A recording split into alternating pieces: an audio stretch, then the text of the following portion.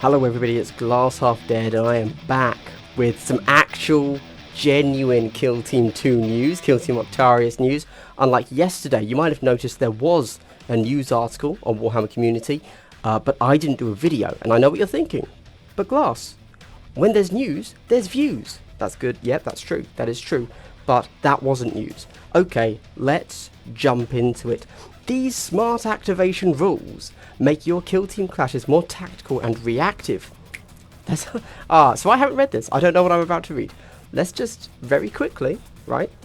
These smart activation rules, they haven't used the term alternating activations, so perhaps that's not what we do. I'm hyped. Also, it's so hot. Damn. And to record this just for you guys, I have to shut both my windows. I've actually left one open today because, oh my god, and I turned my fan off. It's really hot. So bad. Anyway, let's dive in, guys. We weren't joking when we said that the all-new version of Kill Team has been redesigned from the ground up. As we've seen over the last couple of weeks, the revamped unit stats, fresh rules for shooting, and a cut and thrust close combat system make for intense encounters, but there's more to discover. Today, we're talking about actions. Even the way your operatives are activated is completely new, and, as we're sure you'll agree, this overhaul is pretty rad. Okay, so they're still just using, these standard Commandos versus Krieg. They're not giving us any new funky things. Cool. Doesn't look like we can do some picture sleuthing, but of course the first thing I've got to do before I get into the meat and potatoes, guys, is, if you're a subscriber to my channel, I'd like to give you a big circle hello. What is a circle hello? Nobody really knows. It's some really weird meta thing, but really I'm just saying, can you please subscribe to my channel? Thank you very much. If you want a meta circle hello in the next video, only subscribers get it, so subscribe now, that'd be awesome. Thank you. Okay, let's carry on. Ooh, a list of actions. Now, I believe that we have already squinted these out, but let's see. Let's read along. Kill Team has always been a game of alternating activations. Okay, they've said the word. There you go. But they were previously tied to the conventional structure of Warhammer 40,000. Even though players took turns to activate one model at a time, movement still had to happen during the movement phase, shooting in the shooting phase, and so on. The new Kill Team rules are far more flexibler. Operatives now have a stat called Action Point Limit, APL for short, and don't forget, guys, operatives is just the new term for any model on the board, it seems, an operative. Just throwing that out there again because I think it's cool. I'm sure you guys remember. And you can spend these points, AP, on any action that's available to them. Actions include dashing for cover, charging into combat, taking a shot, or using an ability that's unique to a particular combatant. Here's a choice selection of a few actions available to your operatives. Someone's phoning me, I've turned it off. Actions, normal move, 1 AP. So far there, just very quickly, I'll read them all, but fullback is the only thing that's 2 AP.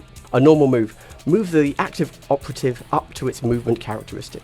So notice it does say up to, presumably that means you don't have to move the full 3 circle, maybe you don't have to move an entire circle, you can move a triangle instead. Don't make fun of geometry, guys. It's core to our understanding of the universe. Charge, 1 AP, move the active operative to within engagement range of an enemy. Now, I suspect, I'm just going to throw it out there, obviously we don't 100% know, but I would suspect that the reason a charge and a normal move have a different name, I don't think we are going to have to roll a charge. I believe the charge is still just going to be a normal move. You can move as much as your movement allows, but if you end in engagement range, you have technically charged instead of normal move, which will have effects. Maybe it'll be some, in wording wise, it matters that you have charged instead of normal moved, because whoever charged gets to attack something first or gets to defend, something like that. Who knows? I'm just saying, I think that the actual move will be the same. It'll be, 3 circle or whatever. Shoot, 1 AP, make a shooting attack with one of the active operatives' ranged weapons. With one of their weapons, so presumably they can have multiple. You can only ever shoot with one of them. Cool. Fight in combat with the active operative against an enemy. Cool. Fullback, 2 AP, move the active operative out of the engagement range of an enemy. Unique action varies, take an action listed on an operative's data card. Now we know a few things there. We saw them with the demo No, did we? The comms. I know we saw comms. And I can't remember the other. Maybe it was a sniper. I don't know. We know that with comms, I can't remember if this was in an article or if we squinted it out, but comms have the ability to give one, basically it costs you 1 action point, and you can give one other model within some range, I don't know, 1 bonus action point. So you essentially swap one of your action points for one of their action points. You boost them. You swap one of yours to give them one of theirs. Right, most actions cost 1 AP, including moving, charging, shooting, and fighting in hand-to-hand combat, while falling back costs 2. It takes a lot of concentration to disengage when the bullets and power swords start flying, after all. But here's the clever bit. Most baseline humans and Xenos have 2 AP. Okay, cool, baseline. Allowing them to move and shoot in a single activation, for instance, or charge and fight, though you can't typically repeat an action. That's important. However, Astartes and Chaos Space Marines, as imposing transhuman as paragons of war in the 41st millennium, get a princely 3 AP per activation. Ooh, there's an asterisk. Scroll down. As do Harlequins, though not rubricae. Interesting. Okay. Which is a neat way to demonstrate their effortless superiority. Custodes, meanwhile, get 4. Enough said. Now, that's interesting, and let me tell you for why. Because it's great. So, I think we all saw this coming. The more powerful a model, the more AP they're going to be able to use. Cool. However, they have said that, okay, they have said generally, right? So maybe there is a specific, but this model can. But if you can still only fight once, it's like, eh. But I guess the benefit to having 3 is a Space Marine would be able to shoot, move, and fight, right? I mean, that's pretty good. Whereas, for example, the Guardsman would only be able to move and fight or shoot and move. So you're still potentially in the right situation doing like double the amount of damage. Interesting, for 1 more AP, you are potentially doing double what a lesser being can do. So that's cool. We then see Talons against just some Poxwalkers there. Let's see, is there anything interesting? No, but at least that does show Custodes alongside Sisters of Silence. Yes, not battle. With a multitude of options available during each activation, battles in the new edition of Kill Team are more reactive as opponents battle to get the most out of every operative. The choice to make a break for it could turn out to be risky when the enemy can draw a bead on your precious scout on the next activation. Okay, it's safe to say that we're absolutely buzzing about the new system. Join us again tomorrow as we look... Oh, tomorrow? What have we got? As we look at how to put a kill team together. Okay, and how rosters are balanced. Okay, so confirmation of rosters there, if you didn't believe me before. And we're going to see a few rules for building a list. So all of those people out there that are afraid of like, oh... I heard a lot of people say like, there's not really going to be list building options. Tomorrow, we find out what it is. The Kill Team Octarius box set featuring Orc Commandos and Deathcore Krieg squads alongside a whole town's worth of Orc terrain is available for pre-order from next month. We already know that. Cool. Cool. So, let's have... Is there anything we need to take away from that? I guess the only... And this is maybe reading into it too much. So, we all know that Warcom doesn't have a good reputation and definitely did not have a good reputation when it came to the previous edition of Kill Team, right? Like, they put out what, over like 4 articles in a row for Kill Team. All of them had mistakes in, like just straight up rules mistakes. You literally cannot do that in Kill Team. From what we're seeing, I believe that the devs, whoever that may be, for this new edition of Kill Team might be having a slightly closer hand, or, you know, fact checking the articles that the Warcom publicity guys are publishing before they're actually published. So I'm inclined to take what we're seeing here as being a little bit more, yes, this is correct.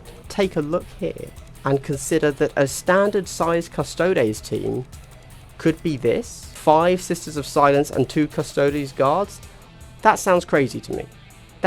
This here seems like a way more powerful team than 10 Krieg or 10 Commandos, right? I mean, both of these Custodes are doing 4 actions each. That's huge. I actually, how are 4 actions going to work? Obviously, you can use them sometimes because you're going to fall back, move, shoot, right? Like, you'll be able to get all the way to the other side of the board with that. But in just a standard, okay, what is my guardsman doing? He's moving, he's fighting in combat, or he's moving, he's shooting. I mean, if you can still only do each action once, are you just going to waste your 4 actions all the time? You move, you shoot. You can't move again, you can't shoot again. So what next? Very interesting. I don't really know. I mean, I guess charge then fight. But what if somebody's out of charge distance? Yeah, good article. I liked what they said there. I've seen a lot of people online saying, "Oh, I wish they would stop drip feeding us all the rules, and I could just, you know, just get the rule book." I was like, oh, "Sir, you do not mean that." Okay, one of the biggest issues a lot of people have with this kind of game is once something goes up for pre-order, lots of people will say, "Oh, but I don't even know enough to know if I want to buy it or not." It's like, yeah, they're telling us whether or not we should want to buy it. That's literally what these are. Yes, they're teases, they're not giving us the full rule set. They are going to give us enough so that we can actually make like a legitimate decision. What was the shovel thing? Oh, memes, they're funny. Anyway, cool. I really enjoyed this, guys. I hope you did too. I think list building is actually going to be...